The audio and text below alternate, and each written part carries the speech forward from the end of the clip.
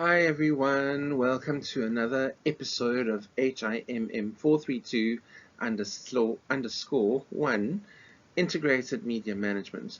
So this is lessons 16 to 18, or these are lessons 16 to 18. Because they're about the assignment, we are bunching lessons together, and the classes that you have when this lecture is scheduled to be presented, which is the 29th of March, we will be having a class purely about question A2, which is your analysis of media plan and your PESTLE analysis for the ANC brand, which you need to do as your second question. Now, this question is very important because it counts quite a few marks for your assignment. So it's really important to do this question well and to give it the necessary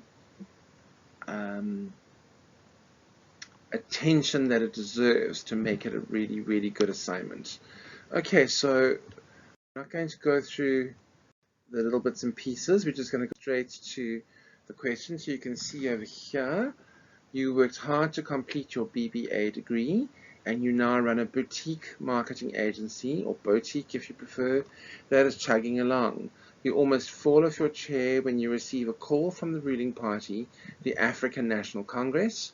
You've just hit the big league. The ANC is concerned about their market share attrition, which has seen them drop from an all-time high of almost 70% in the national elections in 2004 down to under 48% in the local elections in 2021. There is a real possibility that they will not receive an outright majority in the upcoming 2024 national elections, and they want to get a head start in convincing voters to head off to the polls next year to shore up support. Getting anything less than 50% is not only damaging for their brand, but also makes coalition government inevitable. Ruling by coalition is difficult and means that the country's biggest political legacy brand could have its efforts thwarted by parties to the left, the EFF, and parties to the right, the DA.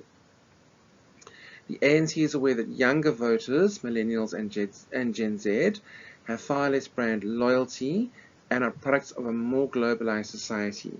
They also suspect that the emerged black middle class will not necessarily vote for them, and they know that the older generation who are more brand loyal will simply stay away from the polls in the absence of better choices. Okay, so your agency is tasked with the following. 1. Convince people to get to the polls and vote for the ANC. 2. Remind people that the ANC is the party of liberation and brought South Africa into the democratic era. 3. Appeal to born-frees that their liberties were hard-won by their parents and grandparents, and that they should keep that in mind when voting. 4. Appeal to the Model C crowd and the black emerged middle class that voting for the ruling party is still a patriotic duty. 5. Try to make inroads into the DA's considerable majority in the Western Cape. 6. Deal with the threat of fragmented support in the country's economic heartland of Gauteng, where the ANC faces the real threat of a major loss of votes. 7. Counter regional threats from other sources in other provinces, such as the IFP in KwaZulu-Natal, the EFF in Limpopo, and smaller parties making inroads in urban areas, such as Action SA, the Patriotic Alliance, and so on and so forth. Make suggestions, number 8, as to which other markets the ANC should be focusing on in terms of voters. And 9, create a new positioning statement for the political brand that could also be used as a catch-all slogan for the election campaign. And then develop a media plan that will inform and educate the target markets about this political brand. Advise clients on what you think these target markets should be. Okay, and you can see over here, indicate what media platforms you will utilize and why. Okay, and then how will you communicate your core message? What is the core message, the creative angle? And how would you use that positioning statement to create a media plan using specific media? Guys, I know it says over here, as I've mentioned in class before, to present your media plan in table form. It does not have to be in table form. It just has to be clearly put out and clearly made noticeable in terms of the content so that it's easy for me to see. And then the second part of the question is to complete a PESTEL analysis. These are actually inverted. It should be political, economic, social, technological, legal, environmental for the ANC, focusing on the 2024 national elections. And your analysis should include the following hot button topics, but you may indicate others that you feel are relevant.